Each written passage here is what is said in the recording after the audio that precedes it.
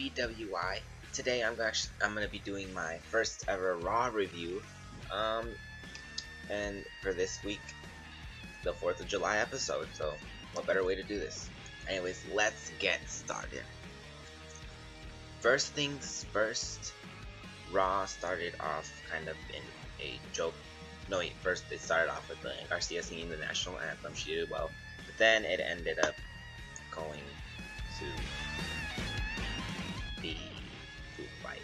And well, I mean, what is also to be expected? They always do something, funny when it comes to a holiday episode. Whether it's a Divas tag or where they're dressed as something, or food fights or something are beyond that matter. But this whole episode to me just seemed very, very bad. And there were like probably 3 or 2 takeaways from the whole thing, but besides that, like, I didn't really enjoy it so much. Would have much more would have you know much more preferred going to celebrate 4th of July instead of watching Monday Night Raw. But anyways, so yeah, there was a food fight. It first started off as a barbecue. Had gold dust and R-Truth singing on the stage doing their karaoke or whatever you want to call it. Then everyone was over there mingling and on the table. Eating, sitting down at the table, mingling, whatever. And then Miz and Maryse. No, at first the vaudevillains come in. Then they interrupt and they're singing the Declaration of Independence. Not even the Star Spangled Banner. They're singing the Declaration of Independence. And then Miz and Maryse come in, being the Hollywood A-listers, whatever, and Miz comes in his white suit, which I could have sworn Dean Ambrose rubbed his face all over, but whatever. Then Maryse and Miz come in, and what you could expect is Miz got annoying, someone threw food at him, Maryse then started running her mouth, she got food thrown at her, and things went chaotic. Kevin Owens then was hiding under the table, then re-emerged after the whole debacle happened, which in it included Heath Slater getting chokeslammed by Big Show and Kane through a table. And then as Kevin Owens got up from under the table, he was thinking he was all slick. He eventually got a cake to the face, but it was in such a cheesy manner that I do not want to get into so much detail into, but it was just cheesy, and it was funny, I guess. Moving on to what is probably my favorite spot of one of my favorite spots of the night. The women's division seems to be going to where it was expected to go. Sasha Banks and Charlotte are gonna, of course, face off sooner or later. It had the women's division. They had a segment with the women's champion coming out, Dana. Something we've already seen. Sasha Banks then comes out after Charlotte runs her mouth. But what I really, really enjoyed was the world words. The two trying to say, who's better and this and that, and Sasha admitting, hey Charlotte, you are a champion, but you've never beaten me, And so that being said, Charlotte would then say you're not even in the conversation, then with Sasha saying that she is the conversation, and that's what received a big pop. Of course, at the end of the way, it was going to end. They tried to sneak attack Sasha, did Dana and Charlotte, they failed. Ended up Sasha having to put Charlotte in the bank statement, no tap. Dana pulled her out. So yeah, that was basically it. Up next, let's talk about the whole Cena and AJ Styles. Not really that much to say, except for the fact that Enzo Amore, because AJ Styles and him were having war words, was Cena and AJ, and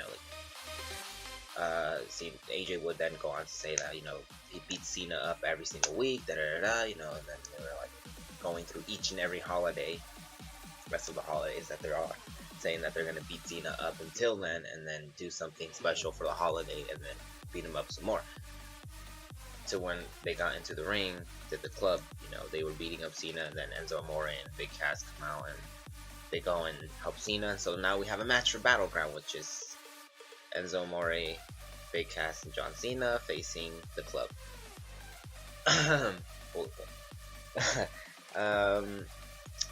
Don't know what to expect. Who knows? But yeah, I guess pretty solid match. Next, my favorite thing of the night, Vicky Guerrero comes back. I enjoyed it. The minute I heard the "excuse me," I tripped balls. I was just so amazing. I love Vicky. The fact that she's so sweet in real life, and then she can just turn into a total bitch like in TV. It's just awesome. Well, anyway, she came out. She did the regular GM stuff. Raw had already teased it.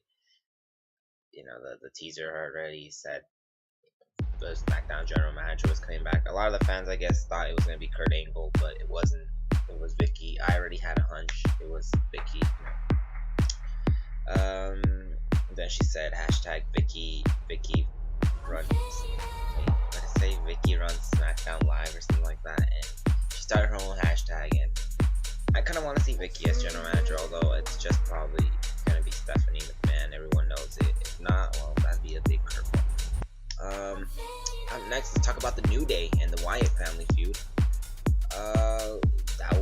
That's crazy. I don't know what WWE is doing there. They're making Xavier Woods look legitimately scared. I don't know if it's, let's talk in like kayfabe terms, I guess, if I'm using that term correctly, but still don't get what that is. But anyways, Xavier Woods kind of looking like she's scared, and I don't know if it's WWE's way to book the New Day's demise or to book Xavier Woods kind of like acting like he's scared and suckering the Wyatt family in, and eventually retaining their tag titles. But anyways, Bray issued a challenge.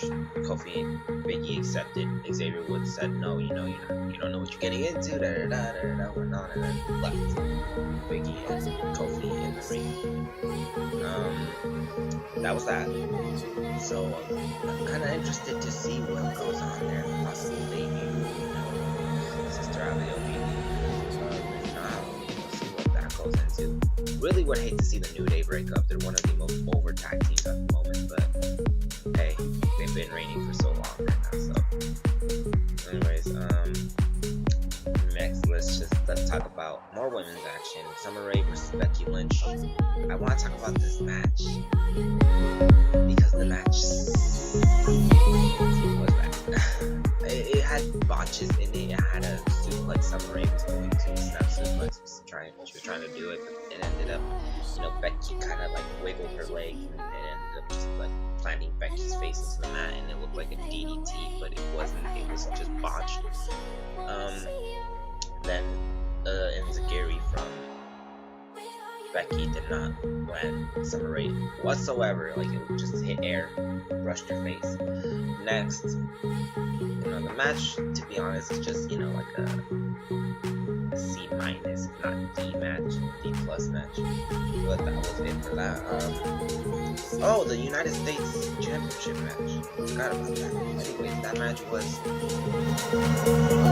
a good opener. Not gonna lie, it was alright for an opener. But I was kind of expecting it to be a bit more later in the show instead of it opening up, because right now I just kind of forgot it, and it wasn't really that big. So yeah, that was it for that.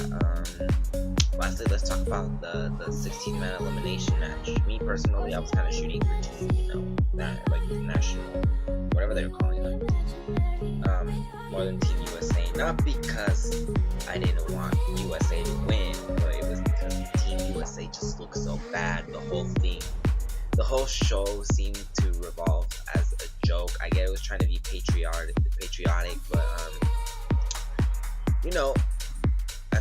it just looked more of a joke than wrestling, and I don't really like those kinds of shows from Raw. I kind of want to see more wrestling. They already take so much meaningless time with segments and promos, which thank God Stephanie McMahon was not there, because then,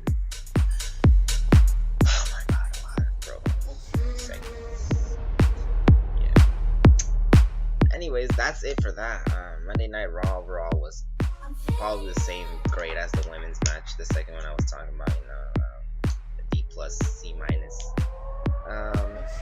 Not a lot of great action, just a couple matches being added to Battleground. Oh, I forgot about, I mentioned Cena, Big Cass, Enzo Amore versus the Club. Also, Natalya versus Becky Lynch at Battleground. I'm kind of expecting it to be a good match. Both women who are overlooked and very good submission experts. Very good technical women. So this match should be entertaining for the most part. I actually have this as one of my dream feuds. I was making a video about it, so now I gotta change it, I guess, the video. But yeah, I wanted to see Becky Lynch versus Natalya. Can't wait to see that at Battleground, see how it all goes down. So yeah, that's basically it for Raw. D plus, C minus overall. Hopefully next week it turns out to be better. Hopefully SmackDown gets good. Anyways, that was all for BWI, my first Raw review. Like, share, subscribe. Check out my recent video on BWI news. Number 2. Talk about Prince Puma, Chris Jericho, Nikki Bella on the title. Until next time.